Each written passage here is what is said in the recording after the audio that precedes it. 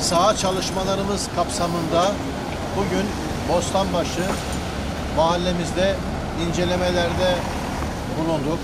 Bu hizmeti gerçekleştiren temizlik işleri personelimize, müdürümüze ve temizlikten sorumlu başkan yardımcımız Mehmet Nogay Bey'e teşekkürlerimi iletiyorum. Söz verdiğimiz gibi 31 Mart öncesinde biz şehri her açıdan ayağa kaldıracağız demiştik. Bugün temizliği inşallah deprem öncesi döneme doğru yavaş yavaş o düzeye getirdik. Şehrin sadece konut üretimi, ticarethane, ofis üretimi anlamında ayağa kalkması yetmez. Çevre temizliği, bakım hizmetleri anlamında da belli bir noktaya gelmesi gerekiyor. Biz de bugün bunun çabası içerisindeyiz.